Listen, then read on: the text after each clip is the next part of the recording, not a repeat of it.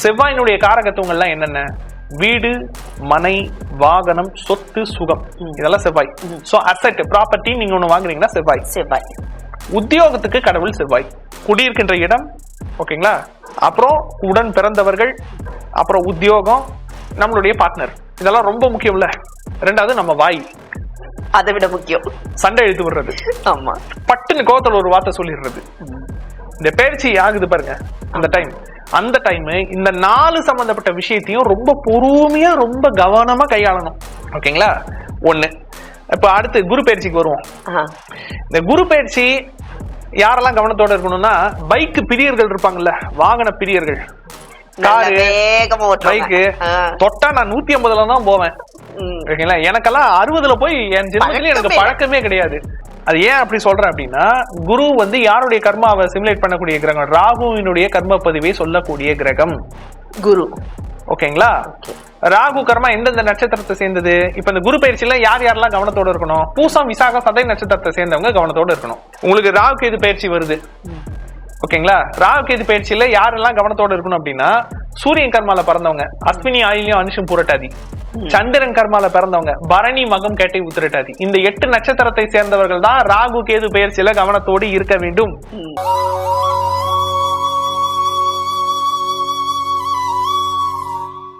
ஆன்மீக உலா நேயர்களுக்கு அன்பான வணக்கங்கள். குரு பயிற்சி சமீபத்துல தான் கடந்தது. எப்பவுமே குரு பயிற்சி ஆனாலும் சரி, சனி பயிற்சி ஆனாலும் சரி, ராகு கேது பயிற்சி ஆனாலும் சரி, நமக்கு என்ன நல்லது நடக்க போகுது, நமக்கு இதுக்கு முன்னாடி இந்த பிரச்சனைகளுக்கு எல்லாம் உடனடியா ஒரு சொல்யூஷன் கிடைச்சிருமா அப்படிங்கிறது தான் எல்லாருடைய மனசுலயும் எழும்பக்கூடிய ஒரு கேள்வியா இருக்கு. இது டிஎன்ஏ அஸ்ட்ராலஜியோட கனெக்ட் ஆகுதா?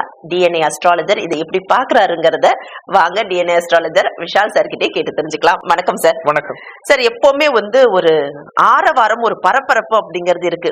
ஒரு வாரத்துக்கு முன்னாடி கருத்து கணிப்புகள் வெளியாகிற மாதிரி நம்மளுக்கு குரு பயிற்சி ஆனாலும் சரி, சனி பயிற்சி ஆனாலும் சரி, நம்ம ஜாதக கட்டத்தெல்லாம் பாக்குறதுல நம்ம ராசிக்கு, நம்ம நட்சத்திரத்துக்கு ஏதாவது ஒரு நல்லது சொல்லிட மாட்டாங்களா யாராவது? 10th + 2 ரிசல்ட் கூட அந்த அளவுக்கு கவனிக்கிறது இல்ல நாம அதெல்லாம் அதிகம் பாக்குறது இல்ல. பெயர்ச்சி கரெக்டா இருக்கா, அது வச்சு நம்மளுக்கு ரிசல்ட் கரெக்டா வந்துடும். கரெக்டுங்களா? அதுதான் நம்ம மைண்ட் செட்டா இருக்கும். இப்ப என் பையன் 10th எழுதியிருக்கான் அப்படின்னா அவனுக்கு இந்த குரு பயிற்சி சாதகம் வந்ததுன்னா ரிசல்ட் நல்லா வந்துடும் அப்படிங்கிறது தான். அது பிக்ஸ் ஆன ஒரு மைண்ட் செட்டா இருக்கு. நீங்க இதை எப்படி பாக்குறீங்க? அது பிக்ஸ் ஆன மைண்ட் செட் சொல்றதை விட ஜோதிடர்கள் அப்படித்தான் மக்களை பழக்கி இருக்காங்க. இவ்வளவு காலமா ஜோதிடர்கள் அப்படித்தான் மக்களை பழக்கி இருக்காங்க. அது ஏன் அப்படி பழக்கி இருக்காங்கன்னு பாத்தீங்கன்னா, ஜாதகத்துல 9 கிரகம் தான் முக்கியம், ஓகேங்களா? ஆனா ஏன் இது வெறுமனே இந்த குரு பயிற்சியோ, சனி பயிற்சியோ, ராகு கேது பயிற்சியோ மட்டுமே உங்களுக்கு ஃபாலோ பண்ணிக்கிட்டு இருக்காங்கன்னா, ஏன்னா அதெல்லாம் தான் வருட கிரகங்கள். மிச்சதெல்லாம் மாசம் பயிற்சி ஆகும். செவ்வாய் எல்லாம் 1.5 மாசம் ஒரு வீட்டுல, ஓகேங்களா? அப்ப அதெல்லாம் ஃபாலோ பண்ணிட்டு இருக்க முடியாது. அதெல்லாம் வச்சு உங்களுக்கு மாச பலன் ரொம்ப உருட்ட முடியாது, ஓகேங்களா? ஆனா இதை வச்சு நல்லா உருட்டலாம். அதனால இதை ரொம்ப ஃபோக்கஸ் பண்றாங்க. ஆனா இந்த குரு பயிற்சி, சனி பயிற்சி, ராகு கேது பயிற்சி, இந்த 3மே வேற.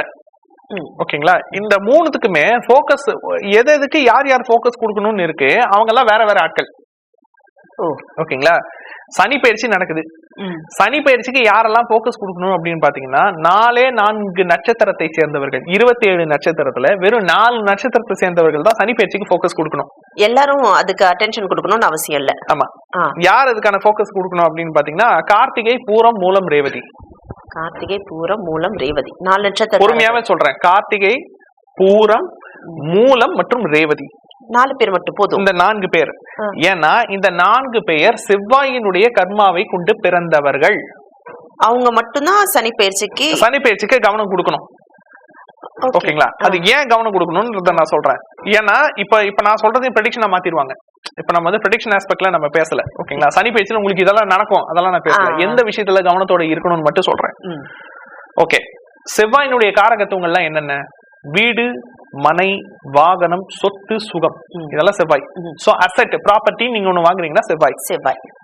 உத்தியோகத்துக்கு கடவுள் செவ்வாய். ஜாப் போறீங்களா, இன்டர்வியூ போறீங்க, ஜாப் கிடைக்குது, ஜாப்ல நீங்க இருக்கீங்க, அதுக்குள்ள பாலிடிக்ஸ் நடக்கும். ஆமா. அதுக்குள்ள இன்கிரிமெண்ட்ல பிரச்சனை வரும், ப்ரொமோஷன்ல அப்ஸ் அண்ட் டவுன்ஸ் இருக்கும், ஓகேங்களா? ப்ரொமோஷன் கிடைக்கிறது, ப்ரொமோஷன் கிடைக்காம போறது, ஓகேங்களா? நீங்க சடனா வேலையை விடுறது, ஓகேங்களா? டார்ச்சர் அனுபவம் கொடுக்கறது, இதெல்லாம் அலுவலக சம்பந்தப்பட்ட குடைச்சல், ஓகேங்களா? இதுக்கு செவ்வாய் காரணம். செவ்வாயினுடைய காரகத்துவம், செவ்வாயினுடைய ஏரியா. கூட பிறந்தவங்களோட பிரச்சனை, அதிலும் குறிப்பாக இளைய சகோதரர்கள், நம்மளோட இளவட்டங்கள் இருக்காங்க பாருங்க, அவங்களோட சிக்கல், அவங்களோட பிரச்சனை, இது வந்து செவ்வாய். ஓகேங்களா? பெண்ணா இருந்தா கணவன், பெண்ணா இருக்கும் பட்சத்தில் கணவன். ஆணுக்கு அப்படின்னு வேணா, ஆணுக்கு வந்து எப்படி வச்சுக்கலாம்னா கோவம், சண்டை, அடிதடி, பகை. ஓகேங்களா? அபிஷியலா அன்அபிஷியலா சண்டை நடக்குது இல்ல, அதெல்லாமே உங்களுக்கு வந்து இந்த ரவுடிசம், வன்முறையால ஏற்படக்கூடிய சகல பிரச்சனைக்கும் காரகத்துவம் செவ்வாய் தான். இதெல்லாம் காரகத்துவம். ஓகேங்களா? இப்போ இந்த 4 நட்சத்திரத்தை சேர்ந்தவங்க இருப்பாங்க இல்லையா, எங்க சனி பயிற்சி ஆனாலும் சரி, எந்த பாவத்துக்கு பயிற்சி ஆனாலும் சரி, பயிற்சியா ஒரு வீட்டுக்கு போறாங்க. இப்போ சனி வந்து 3ஆம் வீட்டுல இருந்து 4ஆம் வீட்டுக்கு போகுது, இல்ல 4ஆம் வீட்டுல இருந்து 5ஆம் வீட்டுக்கு போகுது, எங்கேயோ போகுது. ஓகேங்களா? சனிக்கு 3 பார்வை இருக்கும்ல, எல்லா கிரகத்துக்கும் பார்வைகள் இருக்கும். சனிக்கு வந்து 3 பார்வைகள் இருக்கு. என்னன்னா 3, 7, 10. அதாவது தான் இருக்கிற வீட்டுல இருந்து 3ஆம் வீட்டுக்கு சனியினுடைய பார்வை, 7ஆம் வீட்டுக்கு பார்வை, 10ஆம் வீட்டுக்கு பார்வை. அப்போ இருக்கிறது ஒரு வீடு, பாக்குறதுக்கு 3 வீடு. அப்ப 4 வீட்டுக்கு இம்பாக்ட் கொடுத்துருது எங்க போனாலும். ஓகேங்களா? கரெக்ட் தானா? அப்போ இவங்க இந்த கார்த்திகை, பூரம், மூலம், ரேவதி நட்சத்திரக்காரர்கள் கவனத்தோடு இருக்க வேண்டியது எந்தெந்த ஏரியாவில அப்படின்னா, உத்தியோகத்துல, சொத்து பரிமாற்றத்துல. எப்படி சொத்து பரிமாற்றம்னா, பூர்வீகமா ஒரு சொத்து இருக்கு. ஓகேங்களா? உங்களுக்கு பண தேவை இருக்கு, நீங்க இப்ப அதை விற்கணும்னு நினைக்கிறீங்க. ஓகேங்களா? கூட பிறந்தவர் என்ன பண்ணணும்? என்ஓசி சைன் போடணும். ஓகேங்களா? சரி வித்துடலாம் அப்படின்னு சொல்லிட்டு நோ அப்ஜெக்ஷன் அப்படின்னு சொல்லிட்டு அவர் சைன் போடணும். ஓகேங்களா? இல்ல நோ என்ஓசி இல்லைனாலும் விற்கிறதுக்கு ஒப்புதல் சைன் போடணும். போட்டாதான் எல்லாரும் வித்து காசை பிரிச்சுக்க முடியும்.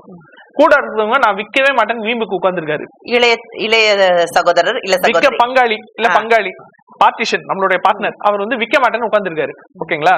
ஆனா நீங்க விற்கணும் ட்ரை பண்றீங்க. நீங்க கேக்குறீங்க, அப்பா எனக்கு பொருளாதார தேவை இருக்கு, சரி அப்படி நீ விற்கலன்னா எனக்கான ஷேரிங் கொடுத்து நீயே வாங்கிக்கோ ப்ராப்பர்ட்டிய அப்படின்னு நீங்க சொல்றீங்க. அதுக்கு ஒத்த வர மாட்டேன்றாரு. அப்ப சண்டையா? அதனால ப்ராப்பர்ட்டி ஹோல்ட் ஆகுதா? ஓகே. ப்ராப்பர்ட்டி வாங்குறதுல பிரச்சனை, ப்ராப்பர்ட்டி விற்கிறதுல பிரச்சனை, ப்ராப்பர்ட்டியை வாங்குறதுல பிரச்சனை, அதுல கோர்ட்டு, அதுல கேஸ். இது ஒண்ணு. உத்தியோகத்துல ப்ராப்ளம், கோவத்தினால ப்ராப்ளம், உடன் பிறந்தவங்களோட சண்டை. இதெல்லாம் பாருங்க, இந்த 4 நட்சத்திரத்தை சேர்ந்தவர்கள், குறிப்பாக கார்த்திகை, பூரம், மூலம், ரேவதி நட்சத்திரத்தை சேர்ந்தவர்கள், இந்த ஒவ்வொரு இந்த சனி பயிற்சி இருக்கு பாருங்க, அப்போ அதுல ஏதாச்சும் ஒரு இடத்துல இவங்க உணர்ந்துருவாங்க. அதை 4 பேர், இந்த 4 நட்சத்திரக்காரர்கள் மட்டும் உணர்ந்துருவாங்க. ஓகேங்களா? சோ இப்ப இவங்க கவனமா இருக்க வேண்டியது எதுனா, இந்த 4 சம்பந்தப்பட்ட விஷயத்துல இவங்க தான் பேலன்ஸ் பண்ணி இருக்கணும். குடியிருக்கிற வீடு, சரி. அப்ப நீங்க கேட்கலாம், சார் சொந்த வீடு இருக்கவங்களுக்கு நீங்க சொன்ன மாதிரி சொத்து ப்ராப்ளம், சார் வாடகை வீட்டுல இருக்கவங்களுக்கு ஓனரே பிரச்சனை, காலி பண்ண சொல்றாங்க திடீர்னு. எவ்வளவு சிக்கல் வருது. திடீர்னு ஸ்கூல் மாத்திடுறாங்க, வேற ஒரு இடம் மாறணும், வீடுக்கு வாடகைக்கு வீடு கிடைக்கல, குடியிருப்பதுக்கு இடம் வேணும்ல, அந்த இடத்துக்கு கடவுளே செவ்வாய் தான். ஓகேங்களா? சோ குடியிருக்கின்ற இடம், ஓகேங்களா, அப்புறம் உடன் பிறந்தவர்கள், அப்புறம் உத்தியோகம், நம்மளுடைய பார்ட்னர், இதெல்லாம் ரொம்ப முக்கியம்ல. 2வது நம்ம வாய், அதை விட முக்கியம் சண்டை இழுத்து விடுறது. பட்டுன்னு கோவத்துல ஒரு வார்த்தை சொல்லிடுறது. இந்த பயிற்சி ஆகுது பாருங்க, அந்த டைம் இந்த 4 சம்பந்தப்பட்ட விஷயத்தையும் ரொம்ப பொறுமையா, ரொம்ப கவனமா கையாளணும். அதான் நாக்குல சனி இருக்குன்னு சொல்றாங்களோ. இந்த 4 சம்பந்தப்பட்ட விஷயத்தையும், எது உத்தியோகம், ஆபீஸ்ல வாயே திறக்க கூடாது. பேசாம நாளைக்கு பேப்பர் போட்டுடலாம்ப்பா, தயவு செஞ்சு ஒரு 2 நாளைக்கு ஒத்தி போடுங்க. ஓகே, பயிற்சி நடக்குதா?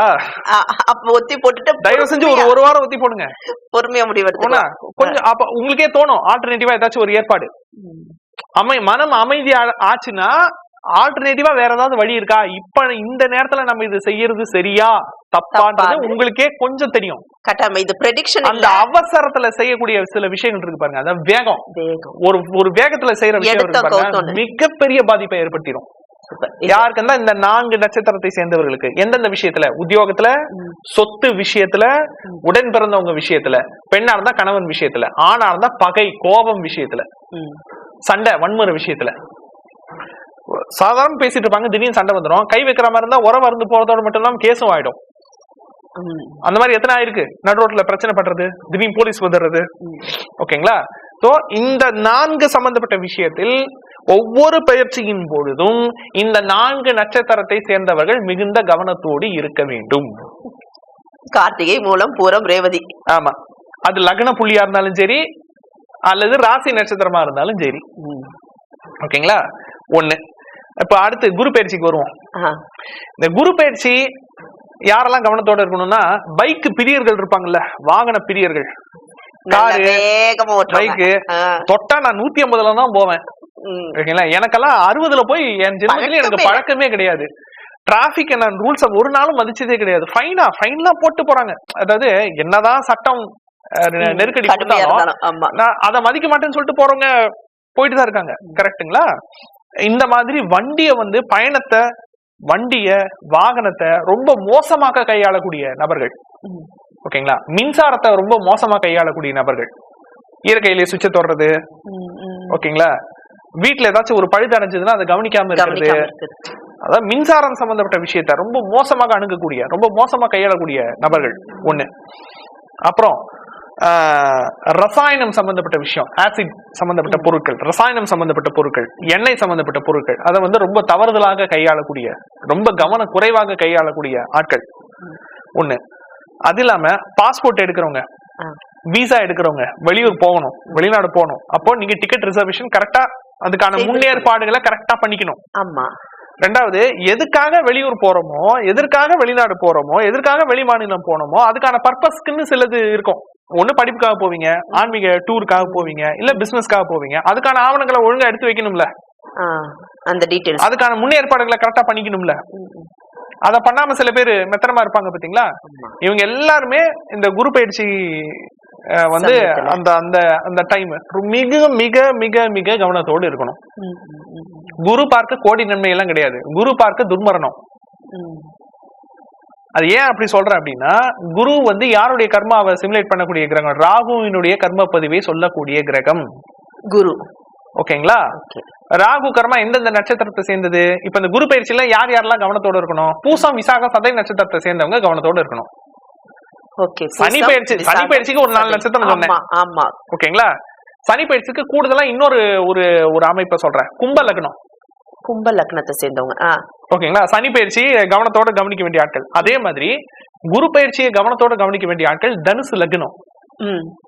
மீன லக்னம் கிடையாது, வெறும் தனுசு லக்னம் தான். ஓகேங்களா, தனுசு லக்னம், பூசம், விசாகம், சதய நட்சத்திரத்தில் பிறந்தவர்கள். பூசம், விசாகம், எந்த குரு பயிற்சி ஆனாலும் இவங்க 3 பேரும் கவனமா ஆமா. எந்தெந்த விஷயத்துல வாகனம், பயணம், மின்சாரம், அப்புறம் ரசாயனம், அது சம்பந்தப்பட்ட விஷயத்துல கவனத்தோட இருக்கணும்.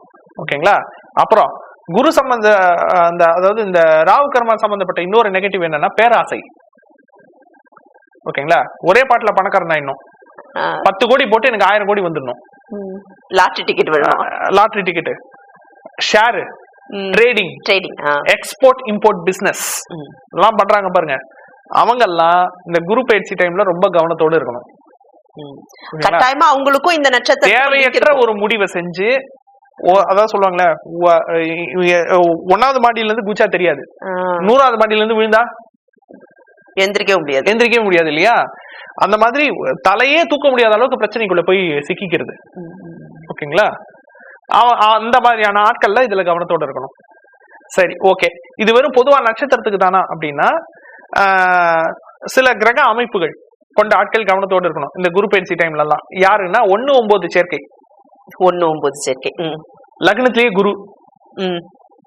ஓகேங்களா, லக்னத்திலேயே குரு, லக்னாதிபதி கூட குரு, லக்னத்திலேயே குரு, லக்னாதிபதி கூட குரு. ஓகே, இவர்களும் இந்த வண்டி, வாகனம், பயணம், போக்குவரத்து, எக்ஸ்போர்ட் இம்போர்ட், பேராசை சம்பந்தப்பட்ட விஷயம், மின்சாரம், எலக்ட்ரிசிட்டி சம்பந்தப்பட்ட விஷயம், இதில் கவனத்தோடு இருக்க வேண்டும். கூடுதல் எக்ஸ்ட்ராவா இவங்களும் லக்னாதிபதி, லக்னத்திலே குரு, லக்னாதிபதி குரு. ஏன்னா இப்போ ஒருத்தருக்கு ஆக்சிடென்ட் ஆகுதுன்னு வச்சுங்க. ஓகேங்களா, அதுக்கு நான் வந்து என்ன ப்ரெடிக்ஷன் மாதிரி கேட்பாங்க இல்லையா, நான் ப்ரெடிக்ஷன் ரெஃபரன்ஸே நான் கொடுக்குறேன். ஒருத்தருக்கு ஆக்சிடென்ட் ஆகுது அப்படின்னு வச்சுங்க, இந்த அப்போ அதுக்குன்னு ஒரு ஜாதக அமைப்பு இருக்கணும்ல. விபத்து ஏற்படும் அபாயம் அப்படின்னு ஒருத்தருக்கு இருக்குன்னா, அப்ப அதுக்குன்னு ஒரு ஜாதக அமைப்பு இருக்கணும். அது வந்து என்ன மாதிரியான ஜாதக அமைப்பு அப்படின்னு பாத்தீங்கன்னா, 1-9 கனெக்டிவிட்டி, 1-9 சேர்க்கை. 1 ரொம்ப தீவிரமான விபத்து 1-6-9. ஓகேங்களா, 1-9. அப்புறம் லக்னத்திலேயே குரு, அதாவது 1ஆம் வீட்லயே குரு, 1ஆம் அதிபதி கூட குரு. Point number, rule number 2. Rule number 3, லக்னமே தனுசு லக்னமாக, லக்ன புள்ளியே பூசம், விசாக, சதய நட்சத்திரத்துல இருக்கிறது, லக்னாதிபதியே பூசம், விசாக, சதய நட்சத்திரத்துல இருக்கிறது. ஓகேங்களா, இவர்கள்லாம் விபத்தை சந்திக்கிற அந்த ஒரு பொழுது, ஏதோ ஒரு டைம்ல ஆக்சிடென்ட்டை சந்திக்கிறாங்க இல்லையா, அந்த பொழுது கரெக்டா பாருங்க, யார புகழ்ந்துட்டு இருக்காங்களோ, இயற்கையில் சுப கிரகமான குரு, ஆமா பார்த்தால் கோடி நன்மையை தரக்கூடிய குரு, குரு தசையில் தான் ஆக்சிடென்ட் நடக்குது. குரு தசை, குரு புத்தி, குரு அந்தரம், சப் பீரியட் இல்ல சப் பீரியட் பாருங்க, குரு தசையில ஆக்சிடென்ட் நடக்குது. அப்படி இல்லைன்னா பாவத்தில் சிறந்த பாவம் 9ஆம் பாவம், பாக்கியஸ்தானம்னு சொல்லுவாங்க. 9ஆம் அதிபதியினுடைய திசை புத்தி அந்தரத்துல ஆக்சிடென்ட் நடக்குது. நான் அப்சர்வ் பண்ணி நம்ம கேட்போம்ல எந்த டைம்ல உங்களுக்கு நடந்திருக்குன்னு, அப்ப அந்த டைம் டேட்டை நம்ம ரெஃபர் பண்ணுவோம் இல்லையா, அதுவும் கரெக்டா அந்த ராகு கர்மா எப்ப செயல்படுதோ அந்த டைம்ல தான் இவங்க கேர்லெஸ்ஸா இருக்காங்க. இப்போ அதுக்காக எல்லா திசையிலையும் தான் உங்களுக்கு 9ஆம் அதிபதி புத்தி வரும், எல்லா திசையிலையும் தான் உங்களுக்கு குரு புத்தி வரும், எல்லா புத்திலையும் குரு அந்தரம் வரும். அதுக்காக ஒவ்வொரு மாசமும் குரு அந்தரம் நம்ம பார்த்து கொண்டிருக்க முடியுமா? முடியாது. இந்த 3 காம்பினேஷன் அவங்க ஜாதத்துல இருக்கா, வண்டியை எப்ப எடுத்தாலும் அவங்க கவனத்தோட தான் இருக்கணும். அது செல்ஃப் டிரைவா இருந்தாலும் சரி, இன்னொருத்தவங்க பின்னாடி வண்டி ஏறி உட்கார்ந்தாலும் சரி. ஓகேங்களா? அந்த மாதிரி யார் யாரு எந்தெந்த விஷயத்தில் கவனத்தோடு இருக்க வேண்டும் அப்படின்னு இருக்கு. இப்போ உங்களுக்கு ராகு கேது பயிற்சி வருது, ஓகேங்களா? ராகு கேது பயிற்சியில யாரெல்லாம் கவனத்தோட இருக்கணும் அப்படின்னா, சூரியன் கர்மால பிறந்தவங்க, அஸ்வினி ஆயில்யம் அனுஷம் பூரட்டாதி, சந்திரன் கர்மால பிறந்தவங்க, பரணி மகம் கேட்டை உத்திரட்டாதி, இந்த 8 நட்சத்திரத்தை சேர்ந்தவர்கள் தான் ராகு கேது பயிற்சியில கவனத்தோடு இருக்க வேண்டும்.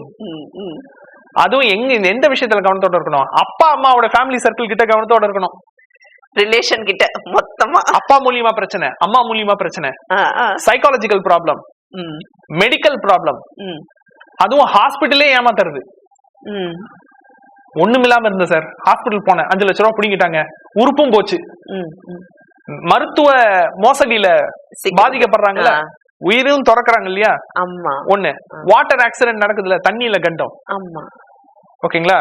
சாப்பாடு பிரச்சனை வருது, தண்ணியில பிரச்சனை வருது, அம்மா மூலியமா பிரச்சனை வருது, சைக்காலஜி மூலியமா பிரச்சனை வருது, அப்பா மூலியமா பிரச்சனை வருது, அரசியல்வாதி மூலியமா பிரச்சனை வருது, தன்னுடைய முதலாளி மூலியமா பிரச்சனை வருது. இதெல்லாமே இந்த ராகு கேது பயிற்சியோட சம்பந்தப்பட்டது. ஏனென்றால் இது எல்லாமே சந்திரன் கர்மா சூரியன் கர்மாவோட சம்பந்தப்பட்டது. ஓகேங்களா? அதுக்கும் கர்மாக்கும் சம்பந்தம் உண்டு. பெயர்ச்சிக்கும் கர்மாக்கும் எப்படி சம்பந்தம்னா, அந்தந்த குறிப்பிட்ட கர்மாவை சேர்ந்தவர்கள் அந்தந்த பெயர்ச்சியில கவனத்தோடு இருக்க வேண்டும், அந்தந்த காரகத்துவத்துல கவனத்தோடு இருக்க வேண்டும். இப்ப நம்ம கவனத்தோடு இருக்கோம்னா இந்த ப்ரோக்ராம் பார்த்துட்டு உடனே வரிசை கட்டி வந்துருவாங்க, சார் ராகு கேது பயிற்சி வருது, எனக்கு எப்படி சார் இருக்கும் சொன்ன. ஏன்னா நம்ம திரும்ப திரும்ப தெளிவா சொல்றோம், தலையெழுத்து என்று ஒன்று கிடையாது.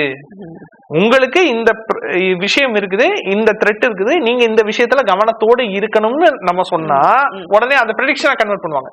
இது நடந்தே தீரும்னு பிரம்மா எழுதியிருக்காரான்ட்டு. அப்படி இல்ல, பிரம்மா ஒண்ணும் எழுதல, நாம கவனமா அதை எழுதுறது நாமளே தான்.